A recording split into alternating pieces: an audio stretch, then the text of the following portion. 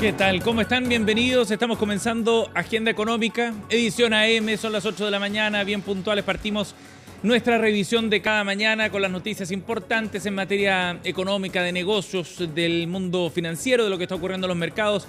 Revisamos todo eso para este martes 5 de agosto y comenzamos de inmediato echando un vistazo a los indicadores del día, lo más importante para partir la jornada con los datos locales primero y veamos qué es lo que ocurrió ayer en la Bolsa de Comercio local, también a nivel de tipo de cambio.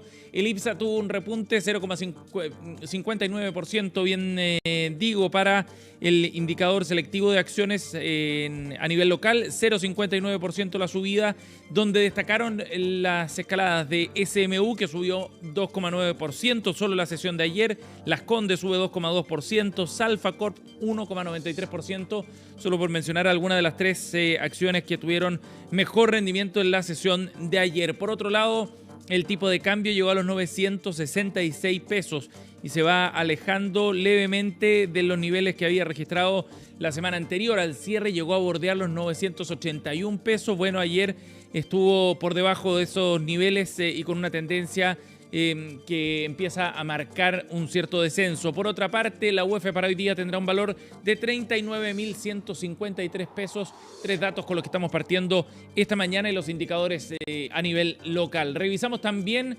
indicadores a nivel internacional en una sesión, la de ayer, de buenos números nuevamente para la Bolsa de Comercio en los Estados Unidos, que nos sirve como referencia para tomar el pulso de lo que está ocurriendo afuera. Bueno, el Standard & Poor's subió 1,47% en la sesión de ayer y se acerca nuevamente a los niveles récords que ya había marcado hacia fines del mes de julio, el indicador selectivo de la Bolsa de Nueva York. Por otra parte, los indicadores tecnológicos, el Nasdaq y el Dow Jones, también subieron cerca de 2%. A esta hora, las bolsas a nivel internacional en terreno positivo es lo que nos muestran los mercados en línea. Y por otra parte, el precio del cobre se está ajustando a la baja, $4.42 la libra para el principal producto de exportación nacional. Y el petróleo, por otra parte, sigue bajando. Buena noticia, en un par de semanas podríamos ver efectos de esta tendencia a la baja en el precio del crudo, digo.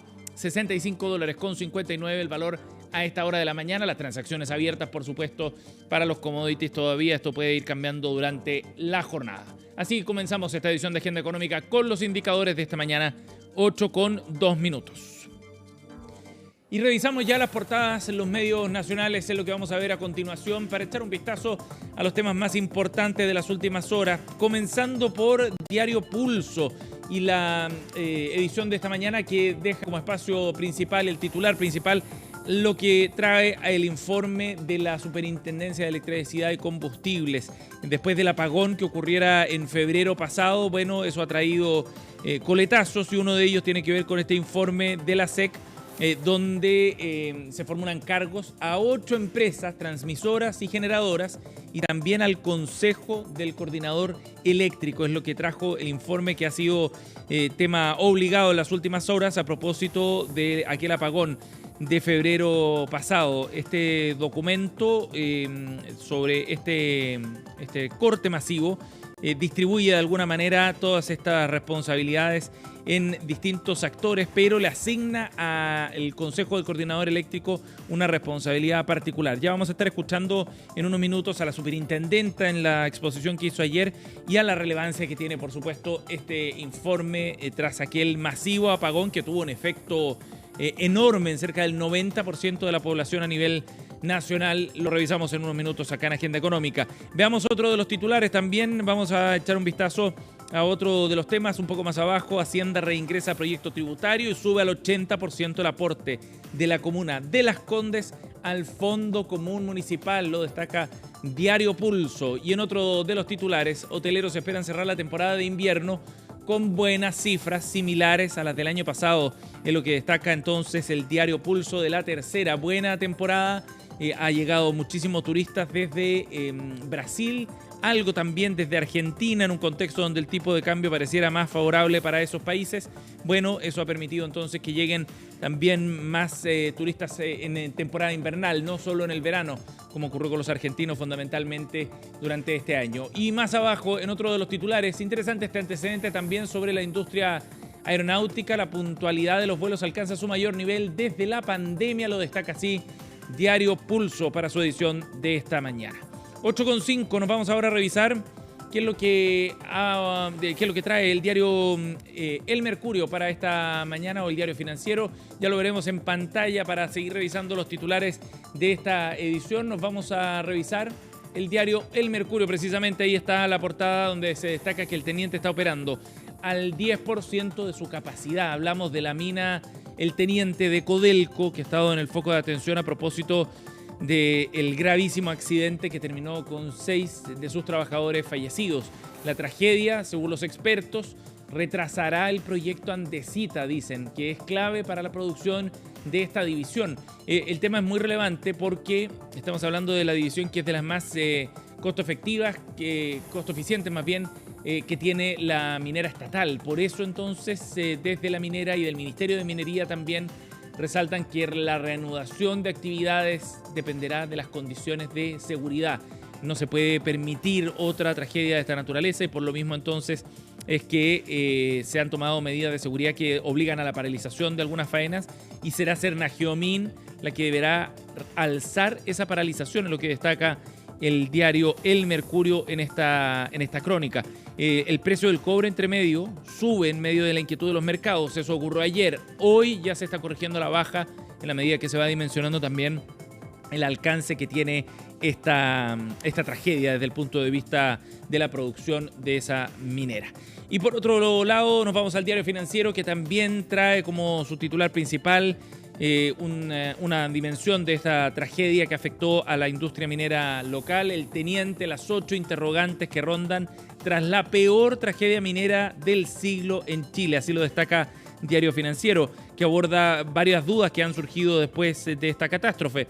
¿Qué fue lo que originó el sismo y qué fue lo que falló? Si es que se podría haber anticipado esta situación o si hay fallas de seguridad, son algunos de los temas que aborda precisamente el Diario Financiero en su reportaje de hoy en esta materia. Un poco más abajo, en otro de los titulares, 4 family offices chilenos hablan de sus razones y estrategias para invertir en startups.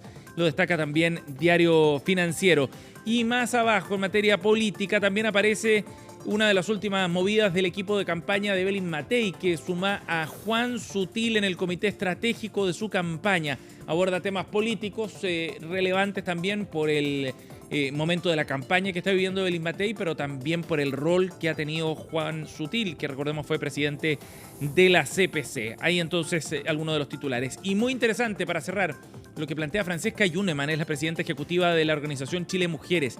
Las reformas legislativas aprobadas no van en la línea de apoyar el empleo de las mujeres, dice Francisca Yuneman, desde una organización que ha empujado de manera incansable algunas reformas importantes como la sala de cuna universal, por ejemplo, para poder avanzar en la incorporación de más mujeres precisamente en el mercado laboral. Es lo que destaca en otro de sus titulares el diario Financiero para el día de hoy. Ahí los titulares, 8:08.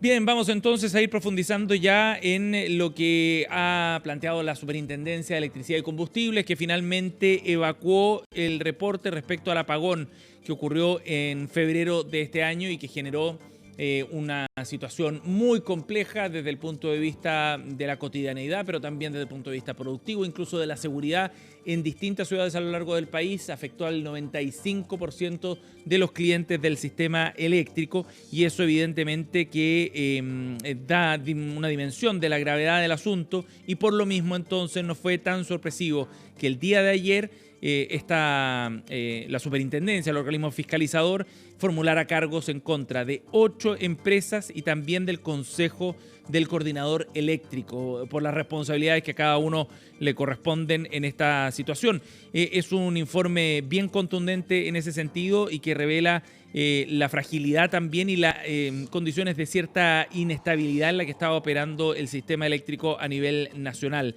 El apagón del 25 de febrero, define así la superintendencia, entonces también significó un diagnóstico más crudo respecto a lo que estaba ocurriendo. ¿Cuáles son las compañías que están apuntadas en este informe? Interchile, Transelec, Engie Energía, CGE Transmisión, Alfa Transmisora, AES Andes Generadora Metropolitana y Bioenergía Forestales. Son las compañías señaladas por la superintendencia en este proceso de formulación de cargos en contra de estas empresas y también del Consejo Directivo del Coordinador Eléctrico. La multa que arriesgan cada una de ellas es cercana a los 8.200 millones de pesos. Marta Cabeza, superintendente de Electricidad y Combustibles, entregaba ayer más detalles respecto a este informe.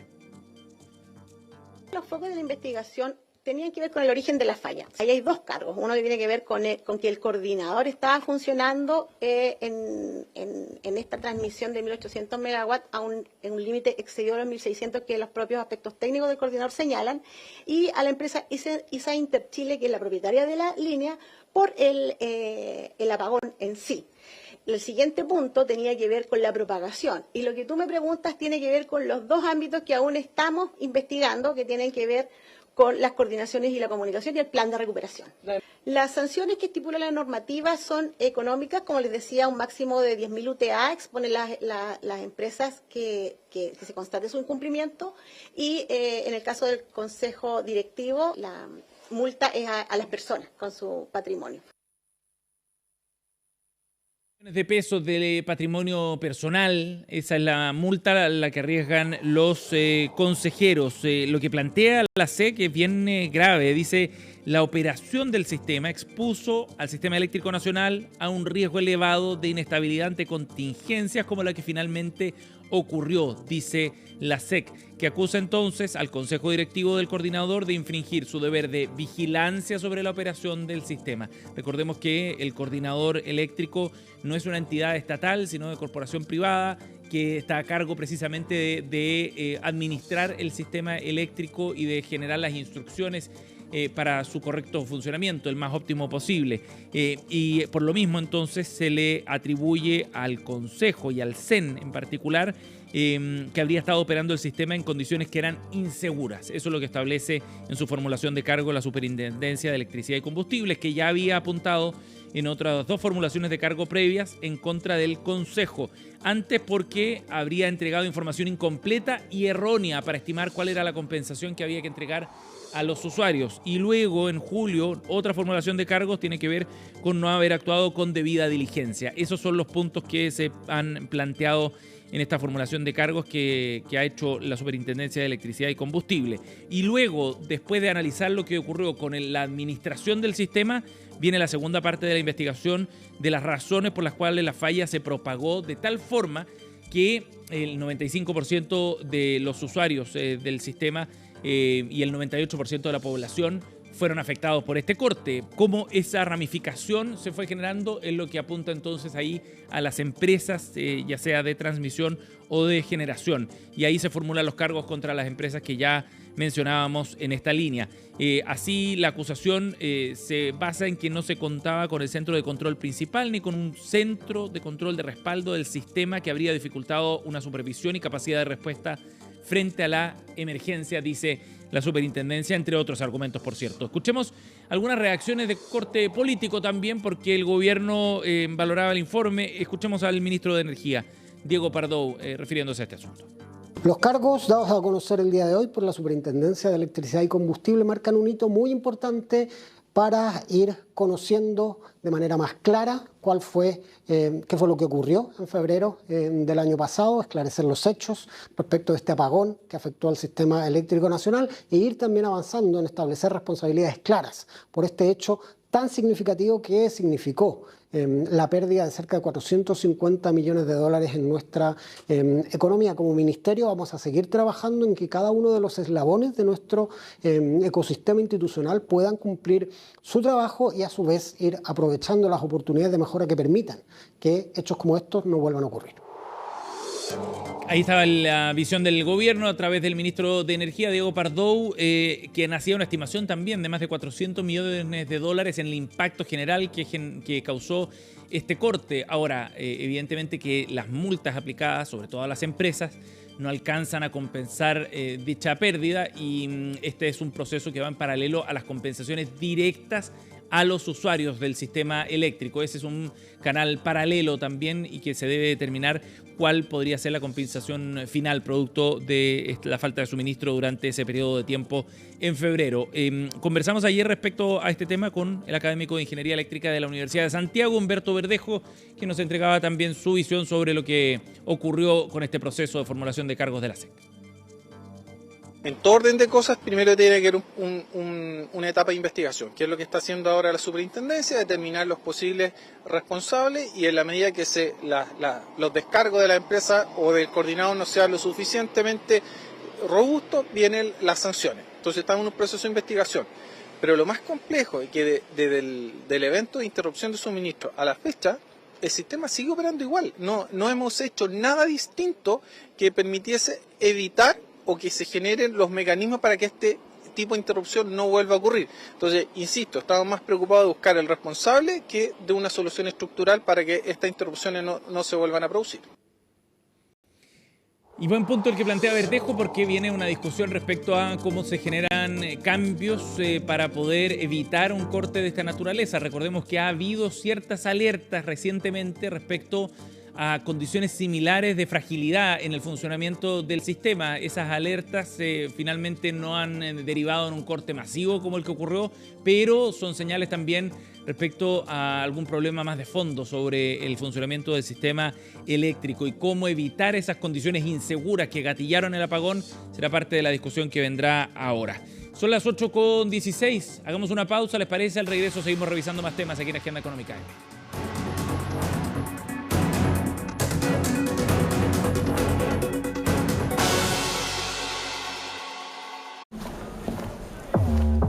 Es genial ver cómo el dinero trabaja de tantas formas con XTB.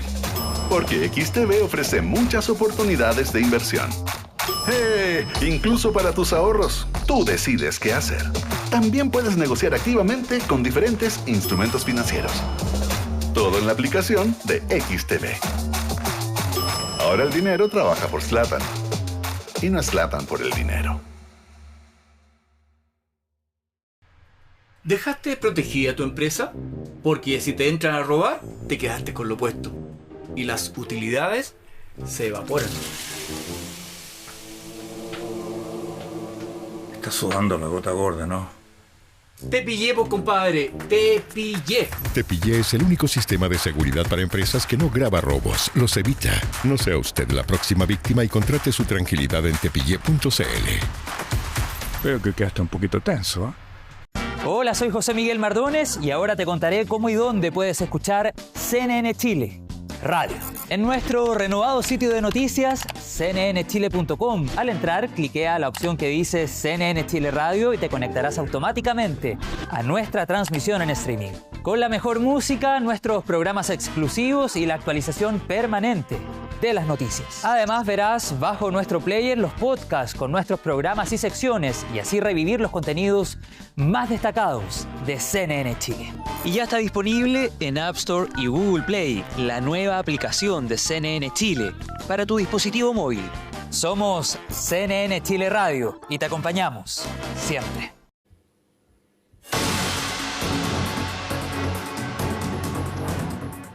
Ya estamos de vuelta, 8:18, y vamos a entrar en el mundo inmobiliario en la entrevista de esta mañana para abordar los efectos que podría estar teniendo ya la ley de subsidio al dividendo.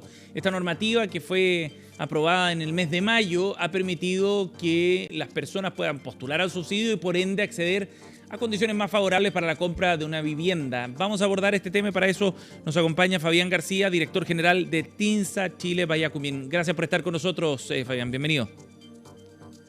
Hola Sebastián, muchas gracias por la invitación. Fabián, bueno, la Cámara Chilena de Construcción hace una estimación bien interesante respecto a cómo podría estar impactando ya esta ley de subsidios al dividendo, porque se notaría un movimiento al alza, mayor venta en definitiva de viviendas en comparación, en el segundo trimestre de este año en comparación al primer trimestre en particular. ¿Cómo están viendo ustedes ese movimiento y qué efecto puede haber tenido efectivamente esta aprobación de la ley de subsidio al dividendo? Sí, a ver, respecto de los datos del segundo trimestre, lo que nosotros hemos visto no es un movimiento tan grande respecto de la venta de vivienda nueva.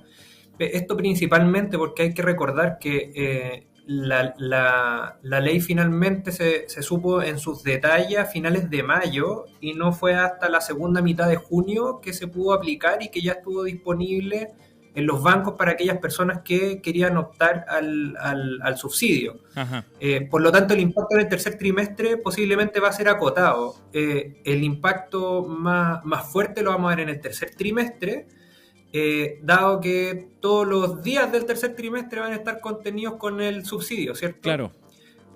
Por lo tanto, va a ser de verdad el periodo de tiempo en el cual nosotros podamos medir el verdadero impacto. Ahora, desde Hacienda ya han dicho más o menos que en este periodo no tan largo se han otorgado cerca de 2.800 subsidios en total, de los cuales 800 son para viviendas bajo las 3.000 UF y que ya cuenten con un subsidio anterior. Entonces, la verdad es que el impacto ha sido bien fuerte.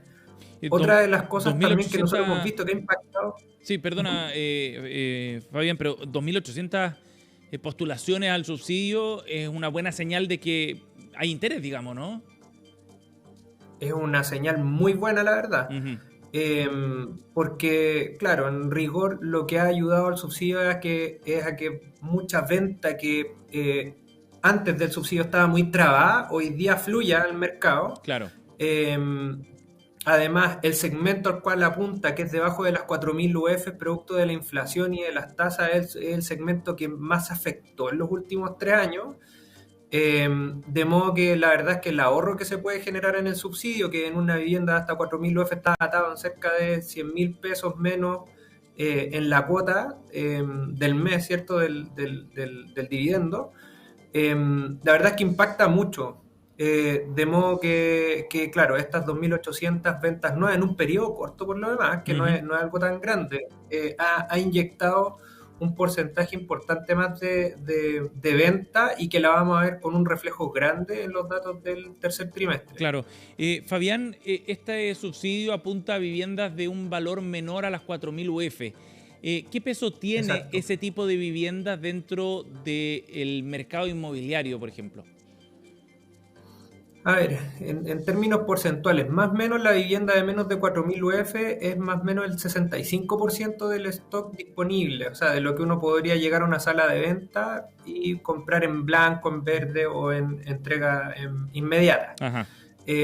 Por lo tanto, en la vivienda de 4.000 UF hacia abajo es la fracción más grande de la disponibilidad de vivienda hoy día. Nosotros la datábamos en cerca de 65.000 viviendas, de un stock de más de 100.000 en todo Chile.